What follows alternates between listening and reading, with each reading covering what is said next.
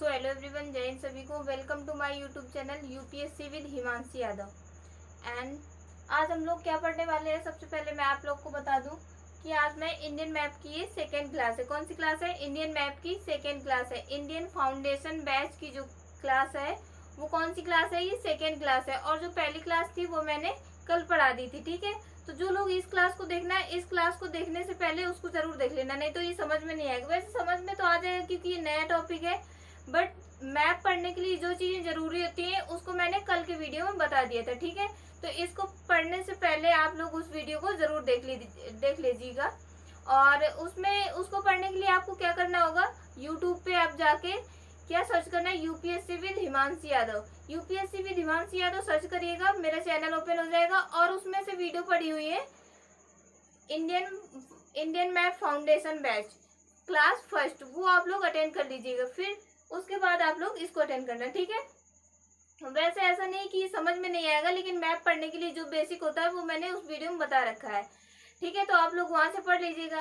इसके बाद मैं आज यहाँ से स्टार्ट कर रही हूँ। सबसे पहले क्या स्टार्ट कर रही हूँ, सबसे पहले तो मैं आप लोग को वो बता दूं, जैसे कल की क्लास में जो मैंने बताया था उसको थोड़ा सा बता दूं, कल की क्लास में मैंने क्या क्या पढ़ाया था। बाकी उसको डिटेल्स में कल की क्लास में अगर किसी को ये डिटेल्स में देखना है कि मैंने कल की क्लास में क्या पढ़ाया था, तो वो यूट्यूब पे जाके चैनल सर्च करके क्लास फर्स्ट देख लीजिएगा।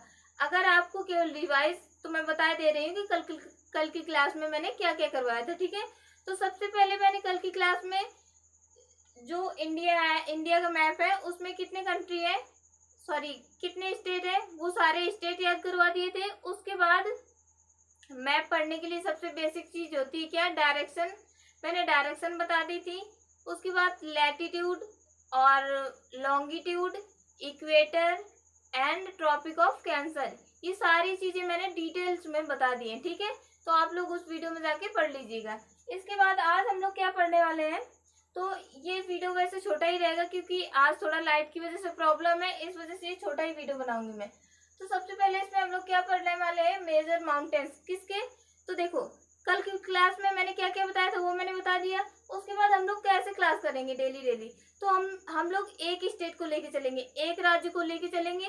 सबसे पहले उस राज्य की जो मेन चीजें हैं, जैसे किसी राज्य में हो गया तो मेजर माउंटेन्स, सबसे पहले क्या है मेजर माउंटेन्स, फिर उसके बाद मेजर रिवर्स, फिर उसके बाद मेजर लेक्स एंड उसके बाद मेजर जो उसकी सिटीज होंगी जहाँ से क्वेश्चन बनता है वो हम लोग पढ़ेंगे। उसके बाद जो भी चीजें बचेंगी इंपॉर्टेंट वो मैं आप लोग को पढ़ा दूंगी, ठीक है। तो आज की क्लास में हम लोग क्या क्या टॉपिक कवर करेंगे, सबसे पहले major mountains of Jammu Kashmir and major rivers of Jammu Kashmir. अभी जो होगा एक दो दिन क्लास में वो केवल और केवल जम्मू कश्मीर स्टेट का ही मिलेगा, अदर स्टेट का नहीं मिलेगा आपको, ठीक है। पहले एक स्टेट को अच्छे से कवर करेंगे, फिर उसका क्वेश्चन करेंगे, उसके बाद किसी दूसरे स्टेट का करेंगे, ठीक है। तो सबसे पहले क्या बताऊंगी, मेजर माउंटेन्स। अब मेजर माउंटेन्स मैंने यहाँ पे लिख दिया है, बाकी मैं पहले आपको समझा देती हूँ क्योंकि लिखने में टाइम लगता है अगर क्लास में लिखती हूँ, ठीक है।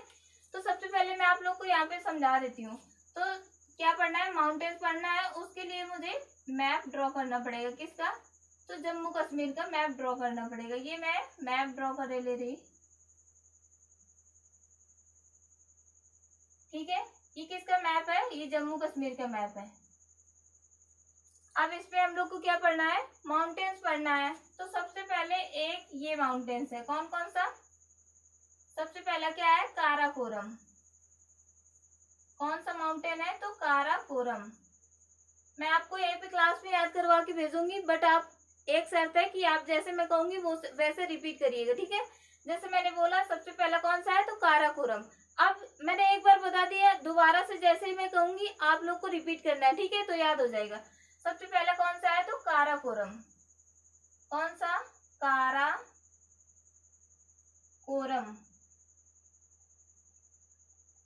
सबसे पहला कौन सा है माउंटेन, काराकोरम। एंड सेकेंड कौन सा है, लद्दाख। काराकोरम, लद्दाख, जास्कर एंड पीर पंजाल। सबसे पहला क्या हो गया, काराकोरम। उसके बाद ये कौन सा है, लद्दाख। क्या है, तो ये लद्दाख है। सबसे पहले काराकोरम, लद्दाख, काराकोरम, लद्दाख, जास्कर, पीर पंजाल। क्या क्या हो गया, काराकोरम, लद्दाख, जास्कर एंड पीर पंजाल। और उसके बाद जो धौलाधार है वो हिमाचल प्रदेश में चला जाता है, तो धौलाधार को हम लोग यहाँ पर नहीं पढ़ने वाले, ठीक है। क्या क्या पढ़ेंगे? काराकोरम, लद्दाख, जास्कर और पीर पंजाल। तो सबसे पहले क्या हो गया? काराकोरम हो गया, उसके बाद ये कौन सा है? लद्दाख। अब क्या बचा? जास्कर एंड पीर पंजाल। सबसे पहले काराकोरम, लद्दाख, जास्कर, फिर पीर पंजाल। तो काराकोरम हो गया, लद्दाख हो गया, और यहाँ पर कौन सा है? जास्कर। कौन सा है? Zanskar mountain range, Zanskar. और फिर उसके बाद यहाँ पर क्या है? पीर पंजाल। और फिर यहाँ पर है धौलाधार। धौलाधार कहाँ से होते हुए जाता है? हिमाचल प्रदेश से, ठीक है। तो क्या उसके बारे में पढ़ना है? नहीं, क्योंकि हम लोग हिमाचल प्रदेश के बारे में नहीं पढ़ रहे हैं, अभी किसके बारे में पढ़ रहे हैं? जम्मू कश्मीर के बारे में, ठीक है। तो हम लोग सबसे पहले क्या पढ़ेंगे? जम्मू कश्मीर के माउंटेन्स के बारे में। सबसे पहला माउंटेन्स कौन सा है? काराकोरम, लद्दाख, फिर जास्कर। कौन सा है? काराकोरम, लद्दाख एंड जास्कर। फिर क्या है? तो पीर पंजाल, पीर पंजाल। सबसे पहले काराकोरम, लद्दाख, जास्कर एंड पीर पंजाल। मेरे साथ आप लोग रिपीट करिए। काराकोरम, ऐसे आंख बंद करके आप लोग रिपीट करिए, आपके दिमाग में ये इमेज छपनी चाहिए। सबसे पहले क्या था? तो काराकोरम, फिर लद्दाख, फिर जास्कर एंड पीर पंजाल। इमेज आपके दिमाग में बननी चाहिए जैसे ये मैप में बना हुआ है। तो अगर आपने अच्छे से इसको देखा है, अटेंटिवली क्लास देखी है मेरी, तो आप इसको देखते ही आपके दिमाग में इमेज बनेगा। अच्छा, काराकोरम ऊपर था, ऊपर था, कहाँ पे है? ऊपर है, इसकी लोकेशन सबसे ऊपर जम्मू कश्मीर में। तो सबसे पहले काराकोरम, उसके बाद लद्दाख, फिर जास्कर, पीर पंजाल। काराकोरम, लद्दाख, जास्कर एंड पीर पंजाल।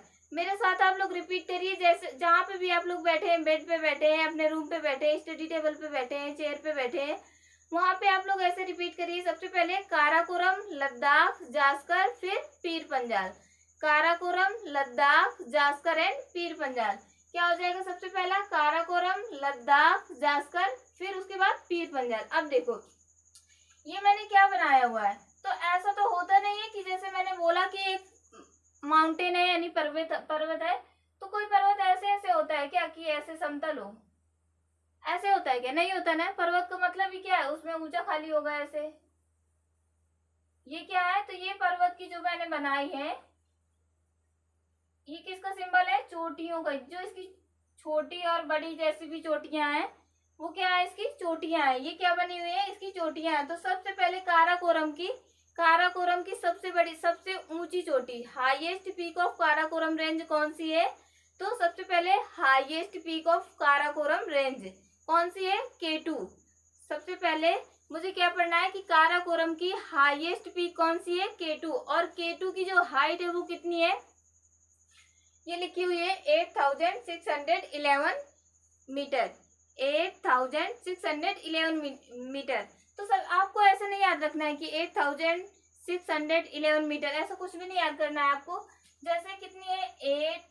8611 मीटर, ठीक है, इतनी है। तो आपको ये याद रखना है कि 8600 के आसपास है, बस 8600 से थोड़ा सा ज्यादा। कितना? 8600 से थोड़ा सा ज्यादा है, 8611 है। कितना है? 8611 मीटर है। तो आपको ये याद रखना है कि ये कैसा है? 8600 से थोड़ा ज्यादा, 8600 से कितना? थोड़ा ज्यादा। क्या है? K2 क्या है? तो काराकोरम की सबसे ऊंची चोटी का नाम क्या है? K2। अब जैसे इसमें मैंने बना दी ये सबसे ऊंची चोटी, तो ये इसकी क्या हो गई? K2, यानी कि K2 काराकोरम की सबसे ऊंची चोटी है। और इसकी ऊंचाई कितनी है? तो ऊंचाई कितनी है? 8611 मीटर, यानी 8600 से थोड़ा सा ज्यादा। कितना? 8600 से थोड़ा सा ज्यादा। उसके बाद हम लोग क्या पढ़ेंगे? यही सबसे इंपॉर्टेंट थी और इसी से क्वेश्चन आता है, ठीक है। तो काराकोरम की सबसे ऊंची चोटी K2, और K2 की ऊंचाई कितनी है? 8600 से थोड़ा सा ज्यादा, यानी 8611 मीटर। अब उसके बाद हम लोग अब देखो K2 से कैसे क्वेश्चन आता है। तो K2 से क्वेश्चन ऐसे भी आ सकता है कि भारत की सबसे ऊंची चोटी कौन सी है, या फिर भारत में सबसे ऊंची चोटी कौन सी है, ठीक है। तो भारत में अगर सबसे ऊंची चोटी पूछे तो क्या आंसर होगा? अगर भारत की सबसे ऊंची चोटी पूछे तो क्या आंसर होगा?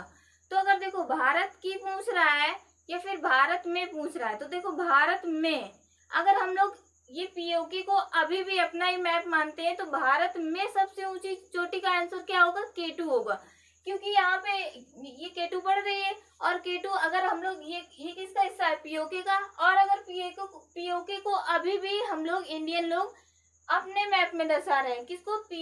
पीओके को अगर इंडियन लोग अभी भी अपने मैप में दर्शा रहे हैं। ये देखो, अब इसका ये तो समझ में आ गया। मैं ये बता दूं, पीओके यहाँ पे क्या है? ये पीओके है, और पीओके में ये क्या पड़ जाता है? K2।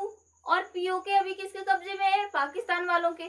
तो K2 भारत में तो है, लेकिन अभी प्रेजेंट टाइम पर भारत की नहीं कह सकते हम लोग। क्या कहेंगे? अगर भारत में सबसे ऊंची चोटी तो K2 आंसर होगा। परंतु अगर क्वेश्चन आ जाए भारत की सबसे ऊंची, मतलब प्रेजेंट टाइम में वो भारत की है, तो वो कंचनजंगा होगी। और K2 is the second world highest peak. Second world highest peak है, and Kanchenjunga is the third highest peak of world mountain. ठीक है, तो K2 की बात कौन सी है? कंचनजंगा है। सबसे ऊंची चोटी कौन सी है? भारत में। तो भारत में क्या हो जाएगी? K2। लेकिन भारत की तो अभी की भारत में अभी होनी चाहिए, तो वो है कंचनजंगा। कंचनजंगा जो है वो भारत में अभी भारत की है, लेकिन K2 जो है तो वो भारत में तो है, लेकिन भारत की नहीं है। अभी प्रेजेंट टाइम पर किसकी है? पाकिस्तान की है। अब आप लोग कहोगे ये पीओके क्या है, तो इसको पढ़ने के लिए आप लोग पिछली क्लास पढ़ लेना। पीओके को मैंने अच्छे से बता रखा है।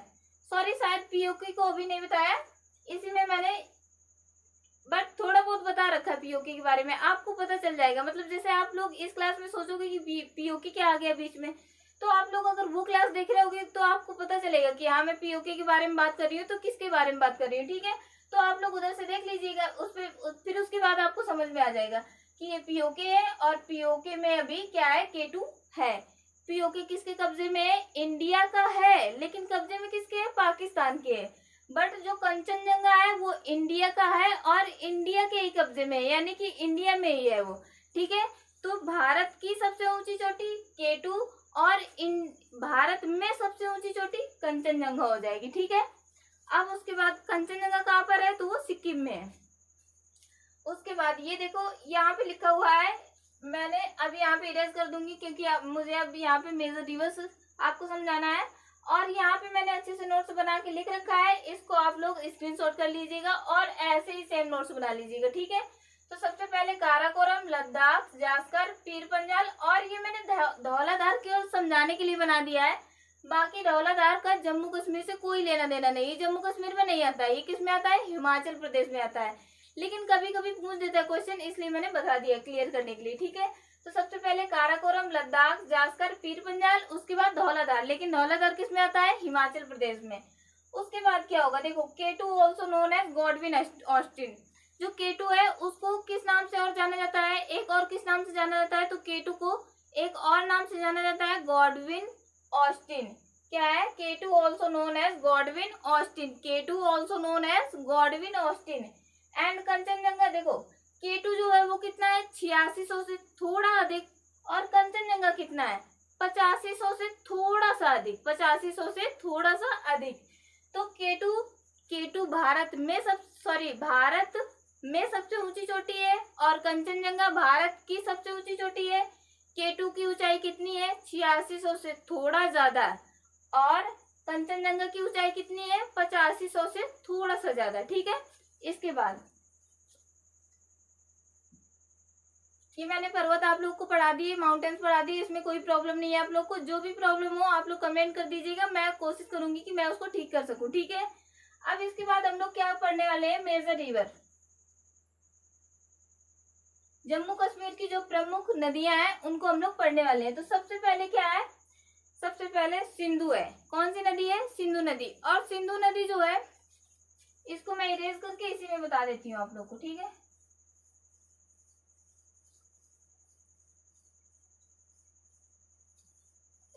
यहाँ पे मैं फिर से मैप ड्रॉ कर दूंगी, किसका? जम्मू कश्मीर का, और उसमें फिर मैं आप लोग को मेजर रिवर समझा दूंगी, और बाकी इधर पे नोट्स अच्छे से बना हुआ है, आप लोग लिख लीजिएगा, ठीक है, स्क्रीनशॉट लेके।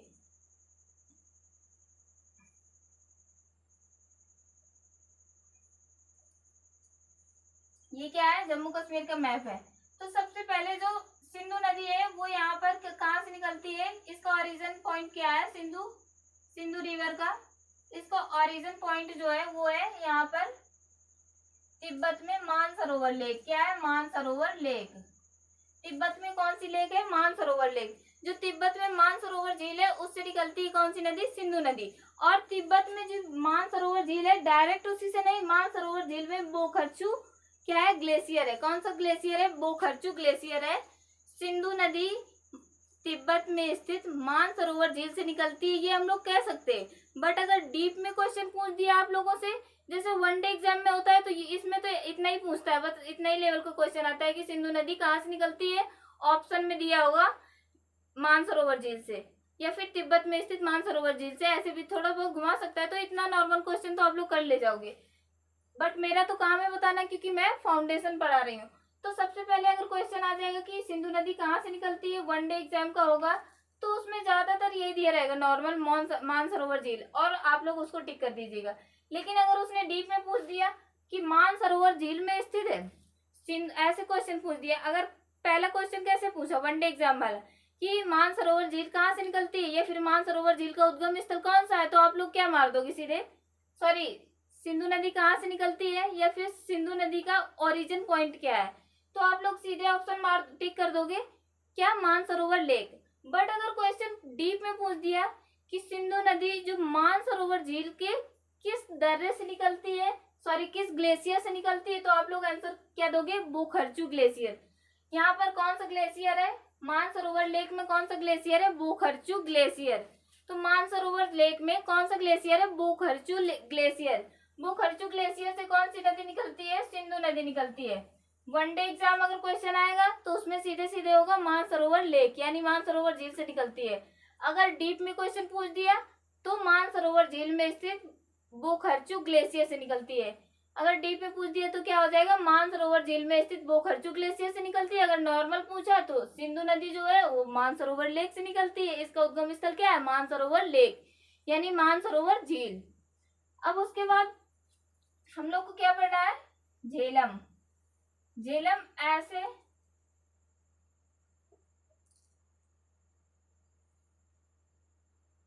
झेलम नदी ऐसे आती है।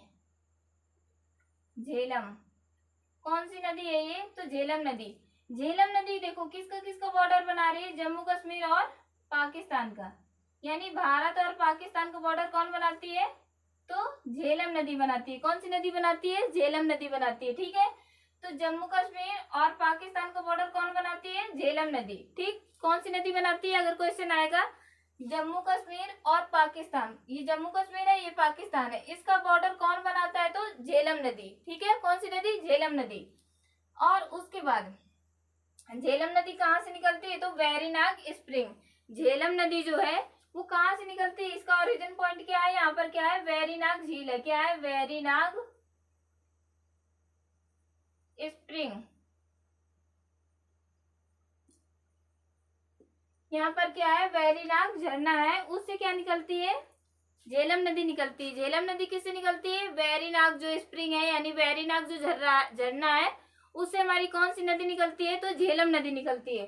झेलम नदी किसके बीच बॉर्डर बनाती है, तो भारत और पाकिस्तान के बीच। वैसे क्या आएगा, तो जम्मू कश्मीर और पाकिस्तान के बीच। कौन सी नदी, देखो क्वेश्चन क्या क्या बन सकते हैं, कौन सी नदी है जो भारत और पाकिस्तान के बीच बॉर्डर बनाती है, झेलम नदी। कौन सी नदी जम्मू कश्मीर और पाकिस्तान के बीच बॉर्डर बनाती है, तो झेलम नदी। अब उसके बाद पाकिस्तान और भारत के बीच बॉर्डर बनाने वाली कौन सी नदी है, तो झेलम नदी, ठीक है। बस इतना ही क्वेश्चन बनेगा इधर से। उसके बाद झेलम नदी हो गई, यहाँ से कौन सी नदी निकलती है, झेलम नदी। और पहली सिंधु नदी। तो यहाँ पे देखो साफ साफ लिखा हुआ है और मैंने बना भी दिया है, और ये नंबर पड़े हुए, जैसे पहले नंबर में है सिंधु नदी, तो सिंधु नदी के बारे में ये लिखा हुआ है। उसके बाद दूसरे नंबर में है झेलम, तो ये देखो दूसरे नंबर में झेलम नदी के बारे में लिखा हुआ है। तीसरे नंबर में है कौन सी, चेनाब, तो ये चेनाब रिवर के बारे में लिखा हुआ। और चौथे नंबर में है रावी, तो रावी के बारे में लिखा हुआ, ठीक है। तो मैंने सिंधु नदी के बारे में पढ़ा दिया आप लोग को, झेलम नदी के बारे में पढ़ा दिया। अब कौन सा बचा है? चेनाब नदी। तो चेनाब नदी जो है वो किन दो नदियों से मिलकर बनती है? तो चंद्रा और भागा। कौन सी दो नदियों से मिलकर बनती है चेनाब नदी? तो चेनाब नदी जो है वो चंद्रा और भागा दो नदियों से मिलकर बनती है।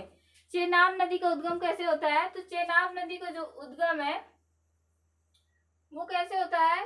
चंद्रा और भागा दो नदियां मिलकर बनती है। कौन सी? चेनाब नदी।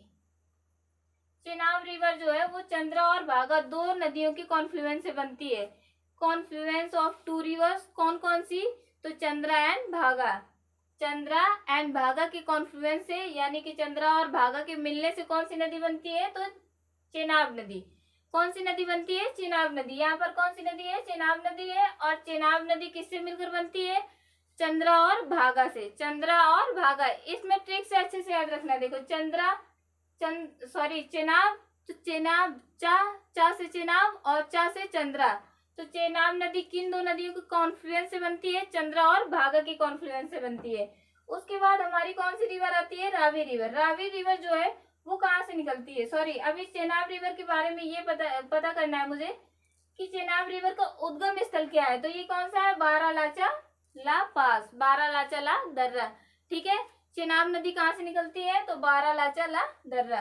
बारालाचा ला दर्रा यानी कि पास। पास मीन्स क्या होता है? दर्रा, या फिर ला कह सकते हो आप। ला कह सकते हो या फिर पास कह दो। पास मीन्स क्या होता है? दर्रा, और ला मीन्स भी दर्रा होता है।